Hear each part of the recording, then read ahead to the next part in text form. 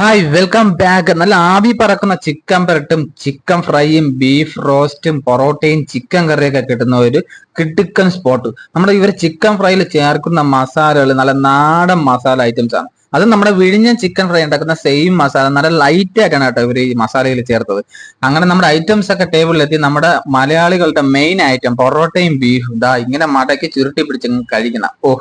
ഒരു രക്ഷയില്ല കേട്ടോ. ബീഫൊക്കെ നല്ല സോഫ്റ്റ് ആയിട്ടുള്ള ബീഫ്, നല്ല വെന്തിട്ടുള്ള അടിപൊളി ബീഫ്. ഇത് നമ്മുടെ പൊറോട്ടയും ചിക്കൻ പെരട്ടും ട്രൈ നോക്കി കേട്ടോ. ചിക്കൻ പെരട്ട് നല്ല സോഫ്റ്റ് ആയിട്ടുള്ള ചിക്കൻ പെരട്ട് കേട്ടോ. നല്ല ഇരുമ്പ് ചട്ടിയിൽ സ്ലോ കുക്ക് ചെയ്തെടുത്ത ഐറ്റം, പൊളിയായിട്ട് നല്ല സ്പൈസി.